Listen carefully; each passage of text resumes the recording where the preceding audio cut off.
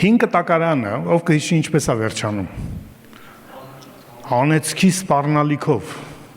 կգամ երկիրը անեցքով կհարվածեմ։ Նոր կտակարանը ինչով է վերջանում։ Տիրոջ գալստյան խոստումով, չէ՞։ Հետաքրքիր է, այդ գալստյան խոստումը ինքը ողջ նոր կտակարանում եւ անեցքի պատժի խոստումը ողջ 5 կտակարանում ողջ 5 կտակարանը ընթերցում ենք անդադ պատիժ ենք տեսնում, նոր կտակարանը ընթերցում ենք անդադ խոստում ենք տեսնում, հա, անդադ իրան ներկայության, բարության, շնորհքի, սիրո խոստում ենք տեսնում։ Մատթեոս ավետարանի վերջի, որը առաջի գիրքն է նոր կտակարանում, վերջի խոստումը, ավետարանը վերջանում է խոստումով, եւ որն է այդ խոստումը։ Ձեր հետ եմ մինչև աշխարհի վերջը։ Ինչի՞ է Տերը խոստանում այդ։ Միթե եթե 5 կտակարանում խոստանում էր անեցքը, պատիժը, նոր կտակարանում խոստանում է մեր հետ լինելը։ Եթե մեր համար, այսօրվա ասենք հայ կամ ընդհանրապես այսօրվա քրիստոնյա համար դա հաճելի ապահովության խոստում, Տեր իմ հետ է, հալելույա, Տեր իմ հետ է։ Ու այո, այդպես է, Տերը քո հետ է, բայց հիշենք, որ այդ խոստումը առաջին լսեցին ոչ 21-րդ դարի քրիստոնյաները, դրանք առաջի դարի հրեաներ էին, որոնք սենց ասած նորմալ քրիստոնյա էլ չէին դեռ, նոր էին քրիստոնյա դառնում այդպես ասած։ Ու քանի որ իրենց մտածելակերպով հրեա են, իրանք այլ կերպ էին լսում այդ խոստումը, քան մենք ենք այսօր լսում այսօր։ Կարևորության իմաստով ես ձեր հետ եմ, այլ կերպ էր հնչում հրեայի համար, քան այսօր իմ ու քո համար հնչում։ Այդ խոստումը բոլորին չի, որ Աստված տվել է։ Նույնիսկ 5 կտակարանում տեսնում ենք, որ հատուկ մարդիկ կային, որոնց Աստված հատուկ խոստանում էր ես քո հետ եմ, կամ ես ձեր հետ եմ։ Օրինակ, որ Աստված Հեսուի հետ խոսում էր, ասում են ինչպես Մովսեսի հետ եմ եղել, քո հետ եմ լինելու։ Օրինակ, լիքը բան կարող էր խոստանալ, բայց իր միակ խոստումը, որ Աստված տվեց Հեսուին, Մովսեսի մահից հետո ասես մի վախեցի, ես քո հետ եմ, ինչպես Մովսեսի հետ էի։ Այս քո հետ եմը ինքը շատ կարևոր իրականություն էր 5 կտակարանի մարդու համար։ Ավելին, քան այսօր մենք կարող ենք պատկերացնել, որտեղ այդ քո հետ եմը տարբերություն էր բերում։ Աստված Մովսեսի հետ էր, դրա համար ծովը ճեղքեց, դրա համար Եգիպտոսը ավիրեց, դրա համար 10 հարվածներ բերեց, դրա համար չվախեցավ փարավոնից Մովսեսը, որտեղ Աստված իր հետ էր, բայց իր մյուսների հետ չէր։ Աստված Ահարոնի հետ էր, դրա համար իր գավազանը ծաղկեց եւ մյուսներին չծաղկեց, որտեղ Աստված Ահարոնի հետ էր այդ հարցում։ Ինչ մենք կասի դե Աստված ամենուրեք է, բոլորի հետ է։ Այո, Աստված ամենուրեք է, որտեղ ինքը Աստված է, ամեն ինչ իր մեջ է։ Ինքը ավելին է, քան իր արչագործությունը։ Բայց ես քո հետ եմ, դա հատուկ հարաբերություն է նկարագրում, հատուկ վերաբերմունք, ավելին քան մյուսների հետ, տարբեր քան մյուսներից։ Քաղեբի հետ էր։ Ու Քաղեբը երբ որ վերջի բանն է, որ Քաղեբը գրավում, բոլոր Իսրայելը գրավել էին, մնացել էր այդ Հուդայի լեռները։ Ու Քաղեբը գալիս ասում է Մովսես Աստված ինձ է խոստացել այդ լեռները։ Ու 40 տարի առաջ, երբ որ ինձ Տերը խոստացավ, ես նույն ձևի եմ հիմա, նույն ուժը, նույն կարողությունն է, ու այսպեսի բառեր ասում։ Քաղեբը ասում է, եթե Տերը թերևս իմ հետ լինի, ես կգրավեմ այդ սարերը։ Չի ասում, որ ես լավ ռազմավարություն ունեմ, ես լավ սովորել եմ կռվել, հա։ Միակ բանը, որ հիմք է տալիս իրան վստահ լինելու, որ իր ժառանգությունը իրենը կդառնա մի պատճառով։ Թերևս Տերը իմ հետ լինի, որտեղ ինքը խոստացել է։ Տերը իմ հետ։ Սա հատուկ արտահայտություն է, Ու եթե Տերը ես գալիս ասում է ես քո հետ եմ, լավ կլինի ուշադիր լինես ինչ նկատի ունի ինքը։ Դա ուղղակի հաճախոսություն չի, դա լուրջ պատասխանատվություն է։ Եկեք մի քանի հատված դիտարկենք։ Մարդկանցից մեկը ում Տերը ասեց, որ ես քո հետ եմ, Գեդեոնն էր։ Կարծում ենք իր մասին դատավորած գրքի 6-րդ գլխում։ Եթե ինչ-որ մեկը չգիտի որտեղ է դատավորած գիրքը, դա 5 տակարանում է։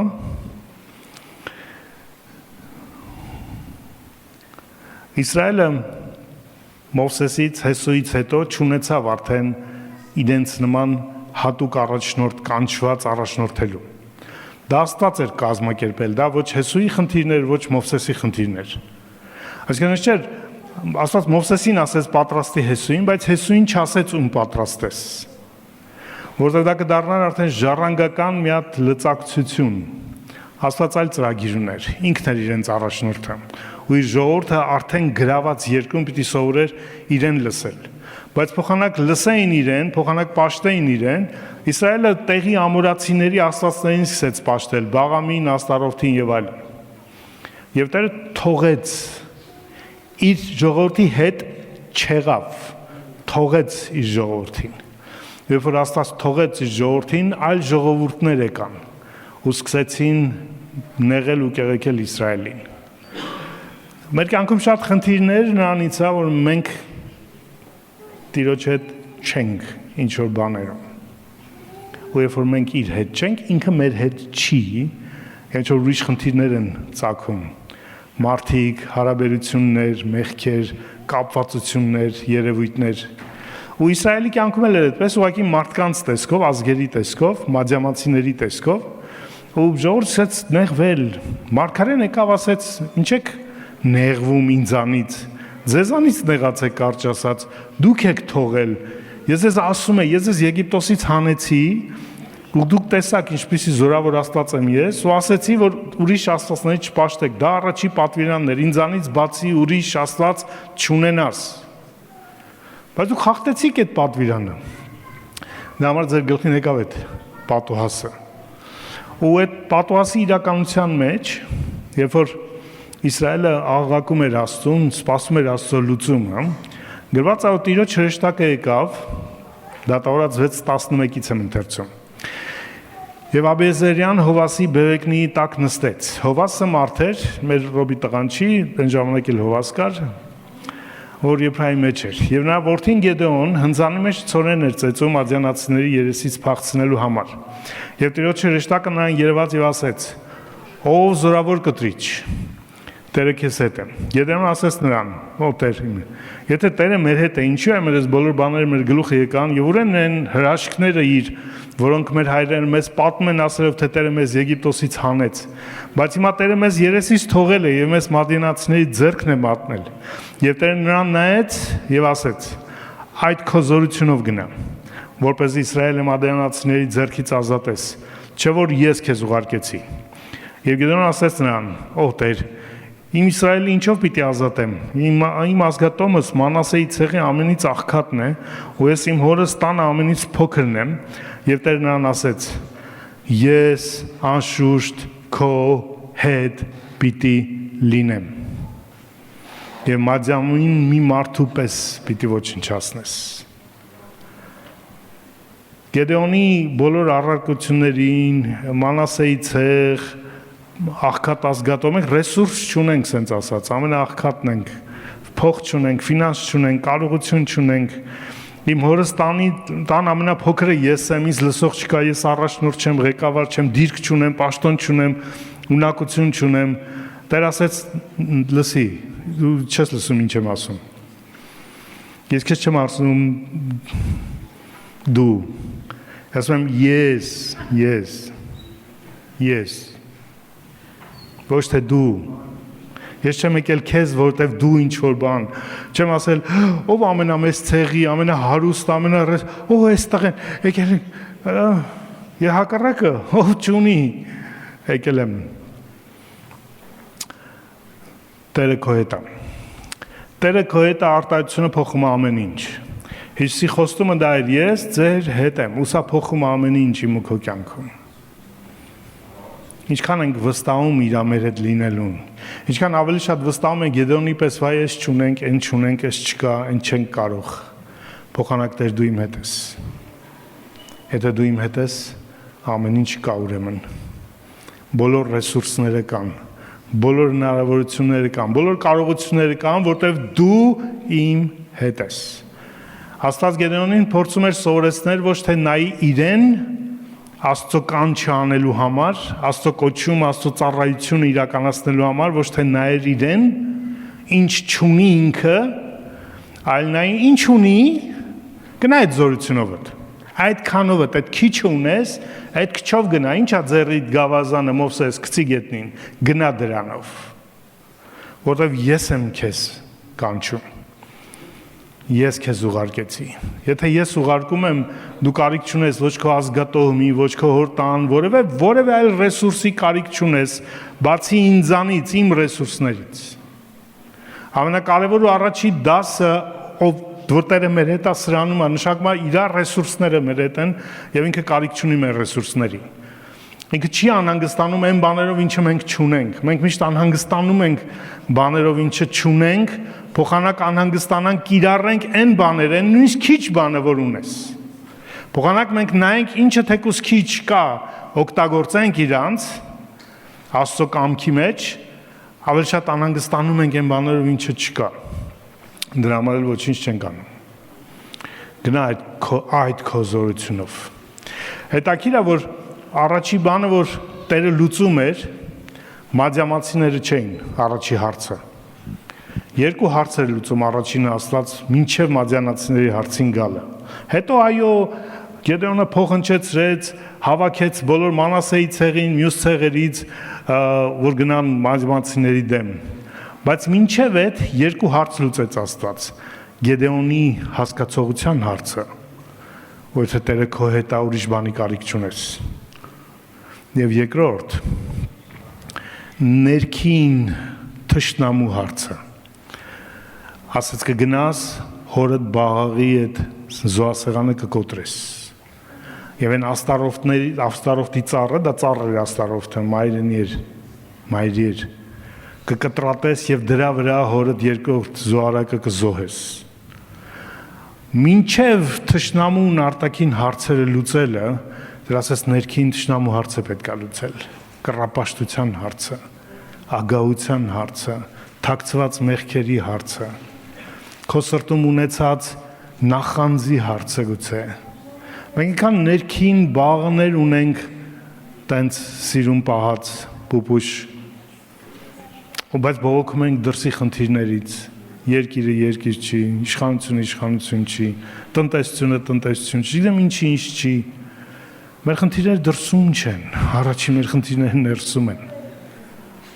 Ու Տերը մեր հետ է նախ այդ ներքին հարցերը լուծելու համար։ Մենք միշտ ասում ենք արտաքին ինչ-որ հարցեր լուծելու, աղոթենք սա բժշկվի, չգիտեմ, ֆինանսի հարցը լուծվի, այն լուծվի։ Տերը եկել է քո հետ է նախ քո ներսի հարցերը լուծելու։ Ներքին այդ զոհասեղանները կուրքերի քանդելու համար։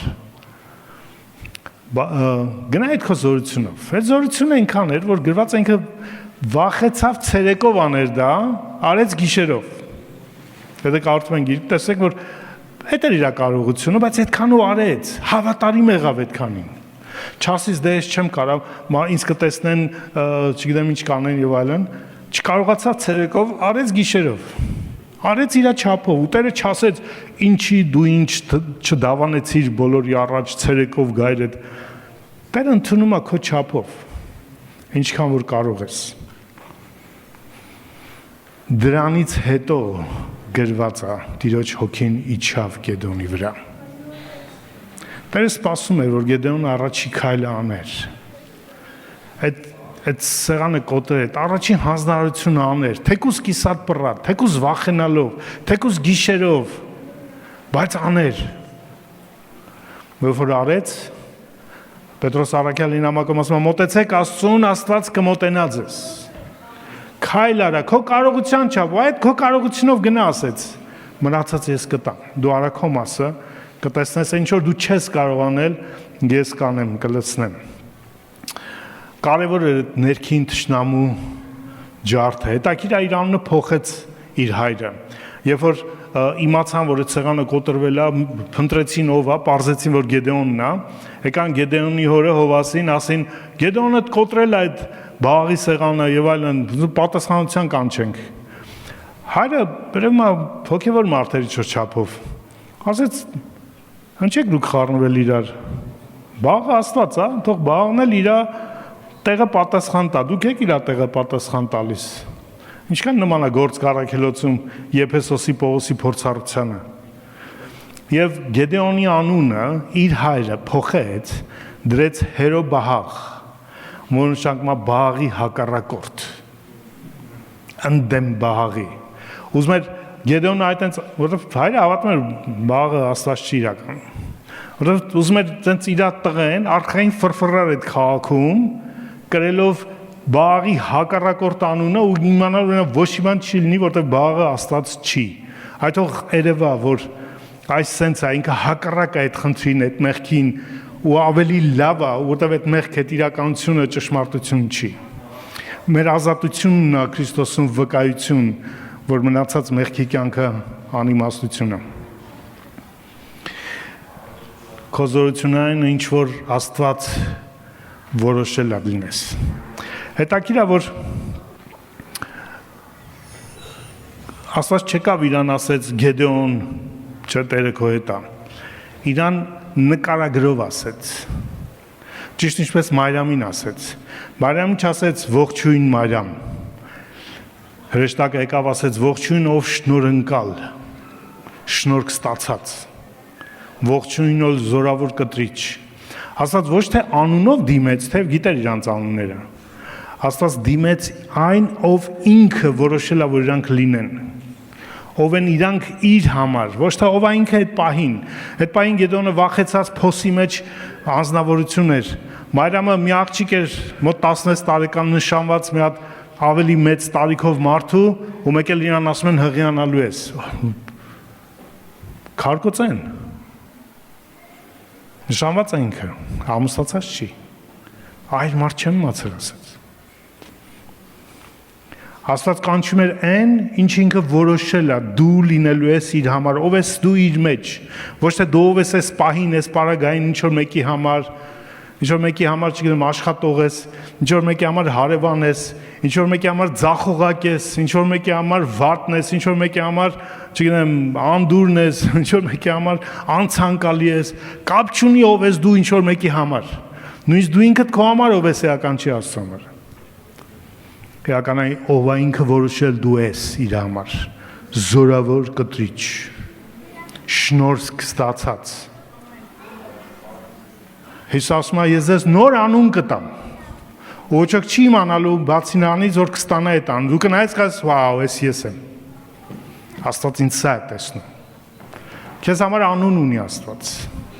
Որ քեզ քո մասին քո հետ խոսումը, ինքը չի ասում Կարենը, Հակոբը, չգիտեմ, Վալոդը։ Ինքը ասում է այն, ինչը որոշել է, իմ զորավորը, իմ մխիթարողը, իմ հավատարիմը, իմ բարեգործը։ Ինքը որակ է խոսում եւ ոչ թե ինչ որ վերացական անուն։ Կարևորը որ մենք իմանանք ինչ է ինքը մեզ կանչել լինելու։ Որտեղ մեր կայացումը, մեր գործերը, հա, լինելու են այն, ինչը ինքը մեզ կանչում է։ Գեդեոնին կոչեց զորավոր կտրիչ, Գեդեոնը գործեց զորավոր գործեր։ Մարիամին կոչեց շնորհընկալ, Մարիամը ծնեց նրան, ով շնորհք բերեց այս աշխարհ։ Քո անվան մեջ է ինչ ես դու կանչված անելու։ Դու կարող տարբեր բաներ ես անում, կարիերա ես կառուցում, լավ ես անում,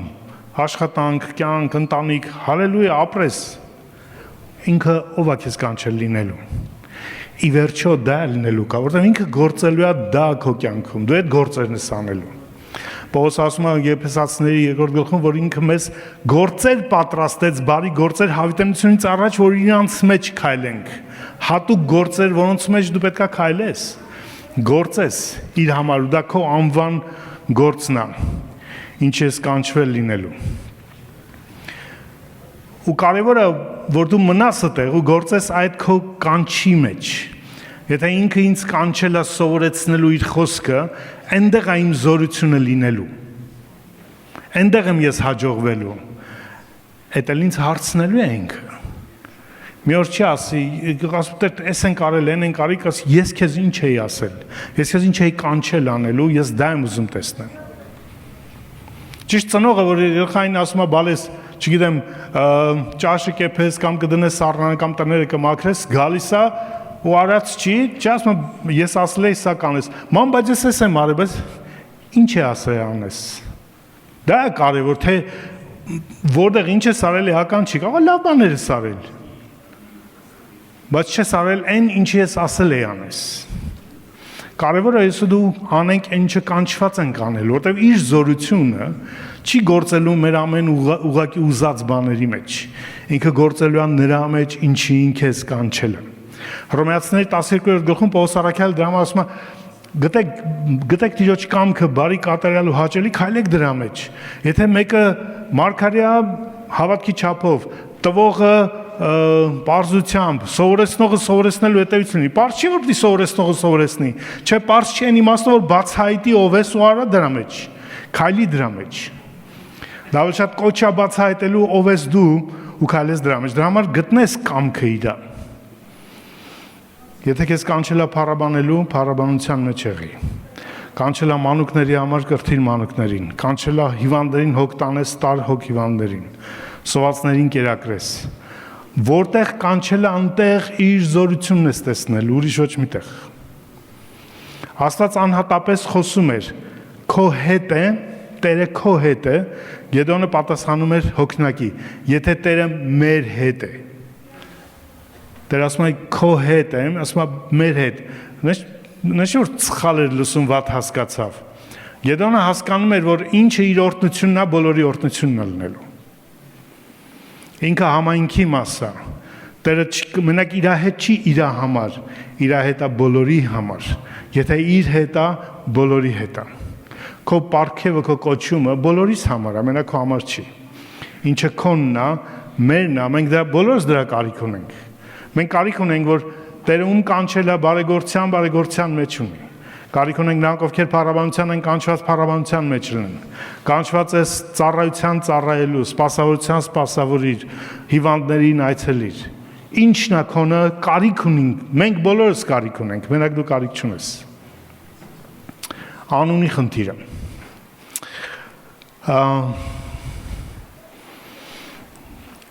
Անունը կարևոր է Աստծո համար, ինչպես է ինքը դիմում։ Նույն դատավորացում մեկ այլ պատմություն ենք տեսնում։ Սամսոնի պատմությունը։ Սամսոնի մայրը ամուլ էր, երեխա չէր ունենում, եւ հրեշտակը գալիս է իրան, Տիրոջ հրեշտակը, եւ ասում է իրան, որ դու որդի ես ունենալու, եւ ինքը Տիրոջը նվիրյալն ալնելու, եւ իր միջոցով Տերը սկսելու է ազատագրել Իսրայելը փղշտացիներից։ Կինը վազում է իր ամուսնուն Մանուեին եւ ասում է լսի Տիրոջ հրեշտակին եմ տեսել եւ հետեւյալ արտահայտություն են կարդում 17 խոսքում 13-րդ գլխի դատավորած գնում է իր ամուսնուն պատմում ասում է Աստծո մարդը եկավ ինձ եւ իր դեմքը Աստծո հրեշտակի դեմքի պես խիստ ահարկու էր սրանք կարևոր դետալներ են սա կտեսնենք բայց նրա որտեղից լինելը չհարցրեցի ոչ էլ նրա անունը ինքը ինձ ասեց Այսինքն կինը տեսնում է մարդուն, այսինքն հրեշտակին իրականում, բայց որպես մարդ է տեսնում։ Չի պատկերացնում, որ ինքը Տիրոջ հրեշտակն է։ Որոնք շատ հրեշտակներ դուք տեսնում եք ձեր շուրջը, չեք էլ պատկերացնում նրանք հրեշտակներ են։ Մեկը որ հարմար պահին քեզ օգնեց, ինչ-որ մեկը ուղղություն ցույց տվեց, մենք թվում ենք մարդիկ ենք տեսնում, բայց շատ անգամ Աստված հրեշտակներ է ուղարկում մեր շուրջը։ Ու այս կինն էլ չտարբերեց, այսինքն այս չի որ լուսափայլ հայտնվեց Հյուսի գերեզմանի մոտ լուսափայտ են, միանգամից իմացան հրեշտակներ են։ Բայց սա սովորական մարդու տեսք ուներ, ուղղակի դեմքն էր ահարկու, խիստ ահարկու էս կինը ասում, սարսափելի էր, վախեցնող էր։ Եվ նա որտեղից լինել չհարցրեց, ասում ոչ էլ ինքը ինձ անունը հարցրեց, որովհետև անունը կարևոր էր։ Անունով որոշում էին ով որտեղից է։ Իսրայելի ցեղերը, չգիտեմ կարծեմ խոսել եմ այստեղ։ ամեն ցեղ իր տենց հատուկ անունների խումբ ուներ, որտեղից տալիս էին անունները։ Օրինակ Բենյամինի ցեղի մի հերոս կար, մենակ Սավուղներ, մենակ չէր, Հովնաթանն էլ էր հերոս, բայց Բենյամինցիները այդ ցեղից Սավուղ էին դնում, Հովնաթան էին դնում, ինչը կապված էր։ Ինչպես Պողոս առաքյալի իսկական անունը Սողոս էր, հունարեն ձևն է Սավուղի։ Եվ Շիղան էլ մարգարե իրականում նորից Սավուղ էր անունը Շիղայի։ Եբրայերեն Սավուղներ։ Հիմա, երբ որ ասում են անունը, ուզում են հասկանային որտեղից է ինքը, որ ցեղից է, որտեղ է ապրում, հա, անունը որոշում էր։ Ու ասում է, Տերը խնդրում է, ասում է Տեր այն մարդուն, որ ուղարկել ես, Մանուելն է խնդրում, հայրը Սամսոնի ապագա, ասում է այն մարդը նորից ուղարկի, որ ես հարց տանք, թե ոնց ենք անելու, ինչ ենք անելու այդ երեխային, նույնիսկ չի որ իսկ երեխա չենք ունեցել, մի հատ էլ հիմա միանգամից նվիրյալ նազովրեցի ենք ունենալու, ոնց ենք իրան մեծացնելու, սովորական երեխա չի ինքը լինելու, պետք է իրան հատուկ ձևի մեծացնենք, մի հատ այդ մարդուն նորից ուղարկի ավելի մանրամասն մեզ ասի։ Եվ Տերը լսում է այդ աղոթքը եւ նորից Տիրոջ հրեշտակը գալիս է։ Ու գալիս է դաշտի մեջ, կինը տեսնում է, վազում է ամուսնուն կանչում է, գալիս են, հրեշտակին ասում են, անունդ ինչ է,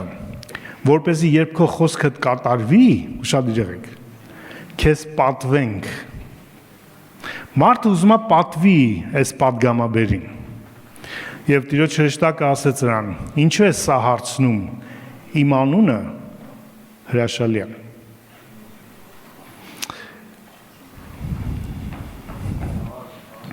Մանուելը վազում է, ուլ եւ հացի ինձ է գալ վերցնում եւ բերում է եւ ապարաժի վրա, հա, ասում է մնա մեր հետ հաց ուտենք, այս մարդը ասում է կմնամ, բայց ձեր հետ հաց չեմ ուտի։ Լավ, ասում է գնում է տուլ է պատրաստում, չգիտեմ, հաց ինձ է առում, գալիս է եւ հրեշտակ ասում է եթե գզոաբերես, ես կընդունեմ։ Եվ բանը Մանուելն կնոջ հետ այդ միսը ուլի եւ հացը դնում են քարի վրա զոաբերության համար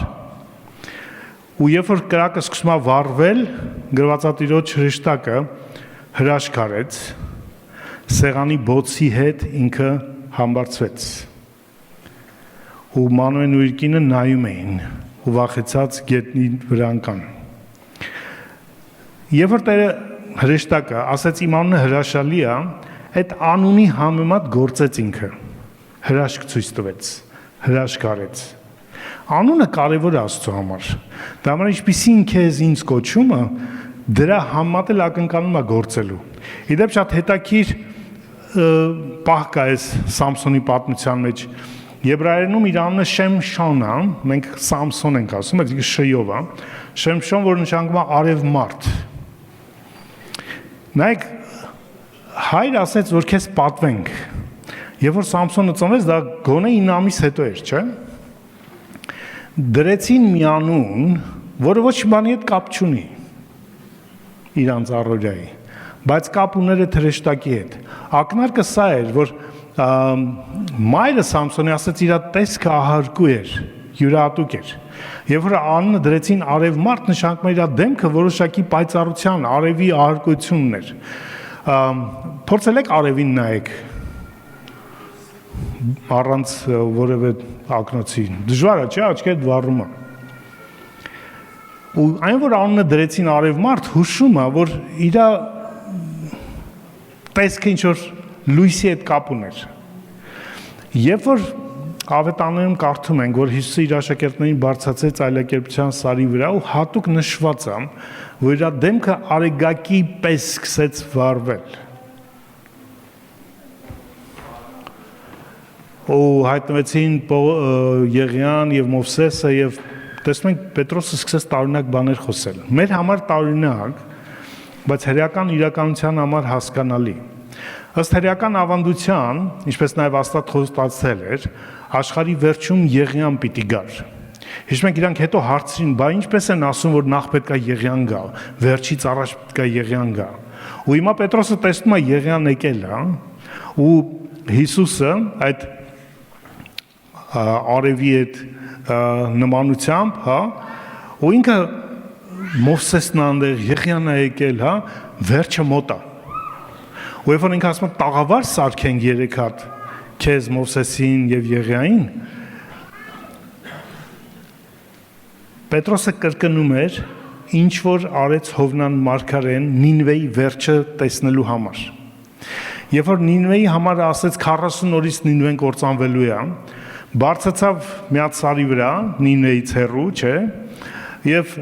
մի հատ տաղավար սարքեց։ Հիշում եք, եթե կարդացել եք Հովնան մարգարեին։ Եվ Աստված վարուն գաճեցրեց, չէ՞, տենց որ Հովանին է վարեց իրան։ Ու ինքը լավ էր զգում ու սպասում էր այդ տաղավարում, թե երբ պետք է ավիրվի Նինվեն։ Հիմա Պետրոսի ասածը, Պետրոսը քար է նշանակում, ում Տեր ասել էր ես քեզ քար եմ կանչում իմ տունը կառուցելու համար, որովհետև տաճարը քարից պետք է կառուցվեր, բոլոր ազգերին տուն լինելու համար։ Բայց հիմա նա ով կանչվել էր քար լինելու, փրկության տաճարի հիմքը լինելու, սպասում էր աշխարհի կործանումը, դիտելու թե ինչա լինելու։ Ու ավետարանչը ասում է, որ չէր հասկանում ինչ էր ասում, չէր հասկանում հենց այդ իմաստով, որ ինքը չէր հասկանում, որ ինքը չի կանչվել կործանում տեսնելու, կանչվել է փրկություն լինելու համար։ Աստծո տունը, Աստծո գործը դա փրկության տաճարը, ոչ թե դատապարտության տաղավարը։ Մենք շատ ենք սիրում տեսնել ինչ որ մեկի կորուստը, մանավանդ նրանց, ովքեր մեր հետ այդքան լավ չեն, ու երբ որ ինչ-որ բան պատահում, ասենք, ինչ լավ, ինքը սենց էր, ինքը այնպես էր, դրա համար եղավ իրան։ Ճիշտ մենք այդ տաղավարներում ենք մեզ պահում փոխանակ փրկության տաճարների մեջ, բարեխոսենք, աղոթենք իրանց համար։ Դա խոտ էր, որը գրված է Աստված որդին պատվիրեց, արմատը կրծեց եւ արևն էլ չորացրեց։ Ու Հովնանը ված զգաց, ասեց ուզում եմ մեռնեմ, բա ինչ էր ուզում այդ քաղաքի մահը տեսնել։ Լավ չի չէ մահը։ Բա ինչ ես ուրիշի մահը ուզում։ Հովնանը մահի մեռնելու պես վատ եմ, ինձ էլ դու սպանի։ Ես չեմ կանչել մահվան համար։ Ես կանչել եմ որ կյանք բերես ուրիշների կյանքում։ Ամեն անգամ երբ որ դու կորուստ ես ուզում տեսնես, դու այդ խրճիթն ես սարքել, որովհետեւ մարդկային իմաստով տանելի չի, էլ որ մնաց աստվածային իմաստով։ Քեզ նոր անուն է տրվել, կյանք բերելու անուն, փրկության անուն։ Մեզ Աստված կանչել է մի հատ կարևոր մեծ գործի, լինելու իր փրկության գործիքները, գործոնները այս աշխարհում։ Ու այդ անունը ինչ որ մի հատ փառքի համար չի, դա գործնական, ով ես դու իր տաճարի մեջ,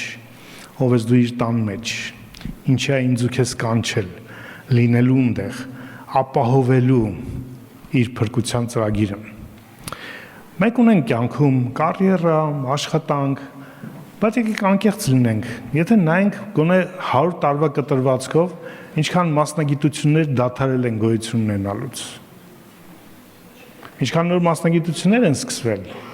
Մասնագիտություններ կան հարյուրամյակներ նույնն են, ցավոք ոմանք հազարամյակներն էլ կան նույնն են, ցավոք։ Բայց ինչքան բան փոփոխվող է այս աշխարհում։ Ինչ էլ ընտրես, այս աշխարհում հիմնական չի։ Մանավանդ այս արհեստական բանականության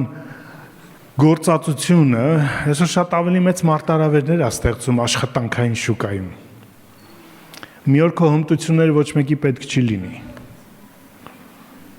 Բայց ով ես դու իր մեջ միշտ պահանջված կլինի։ Մի օր քեզ կասեն կներես, մենք քո կարիք էլ չունենք, դու ազատված ես աշխատանքից, բայց ով քեզ կանչել Աստված լինելու, երբեք չի ազատելու։ Մինչև վերջ, քո հետ, քո համար։ Եկեք գանք իր առաջ։